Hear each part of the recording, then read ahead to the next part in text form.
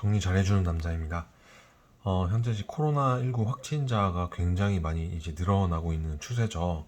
이제 하루 이제 돌파자가 30만 명까지 지금 돌파할 정도로 굉장히 이제 많은 분들이 지금 걸리고 있고, 제 주변만 봐도 지금 그런 것 같습니다. 자, 오늘 그래서 그 세 가지 정도 많이 질문하는 부분에 대해서 좀 정리해보는 시간 가져올 건데요. 이 첫 번째로는 이 코로나19 확진자와 함께 있는데 코로나가 안 걸리는 이유. 두 번째, 이 코로나 오미크론에 회복 후 다시 또 감염이 될 수 있는지 여부. 세 번째, 자연 면역이 좋다라고 하는데 차라리 코로나 걸리는 게 나을지. 그리고 전 세계와 한국의 이제 무증상 감염 비율에 대한 정보를 한번 정리해 볼 수 있는 시간을 가져보려고 합니다. 자, 메인 영상 시작하겠습니다.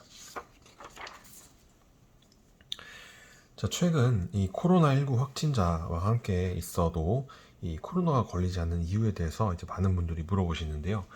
최근 이제 런닝맨에서도 이 멤버들 대부분이 코로나19 확진이 되었는데 백신을 맞지도 않는 이 송지효 씨 같은 경우는 안 걸리는 게 너무 신기하다라는 이런 뉴스도 좀 떴죠. 자, 결론만 말씀을 드릴게요.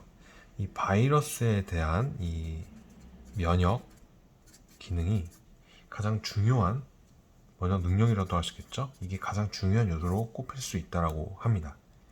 자, 일단은 네 가지 정도로 이렇게 정리를 해봤는데요. 인터넷에 나온 자료를 토대로 해서 정리를 해본 거고요. 이제 운이 좋아서 이 바이러스에 노출이 안 되었을 수도 있을 거고요. 걸리지 않는 이유는 첫 번째. 두 번째로는 노출이 되었는데도 그 양이 매우 적게 노출되었다 보니까 걸리지 않을 수도 있을 거고요. 자, 세 번째. 과거에 자기도 모르게 이 무증상으로 이미 감염이 되어서 이 면역 능력을 갖고 있을 때. 세 번째. 마지막 네 번째, 이 슈퍼 유전자라고 하는 특정 백혈구 유전자라고 해서, 그래서 HLS 보유자분들 같은 경우는 걸리지 않는다라고 합니다. 자, 그리고 다섯 번째는 제 개인적인 소견인데요. 주변에 보면은 걸렸는데 이제 무증상이라고 많이 말하죠. 덜 아픈 경우, 이런 경우도 있을 수 있는데, 아무튼 이렇게 4개에서 5개 정도로 좀 정리를 해볼 수 있을 것 같아요. 일단은 세 번째 경우라면 굉장히 좋겠죠. 아무래도 네 번째도 그렇고요.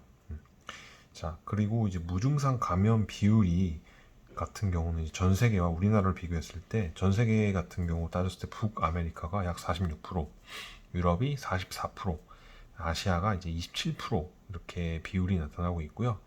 나이로 따졌을 때는 그 39세 이하의 성인이 그 무증상 비율이 굉장히 높다라고 합니다. 특히 20세 이하에서는 무증상 비율이 굉장히 많이 높다라고 하네요.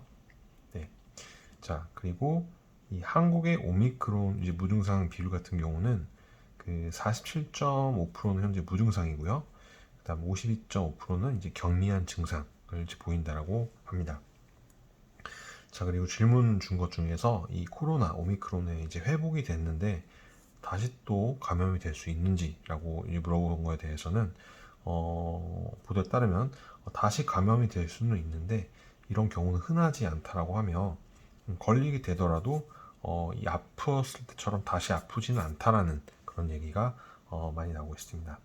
그리고 마지막으로 자연 면역이 더 좋다라고 하는데 차라리 코로나에 걸리는 게 나을까라고 질문 주셨는데 굳이 걸릴 필요는 없겠지만 중증으로 안 갈 수 있도록 관리를 해주시는 게 좋겠죠.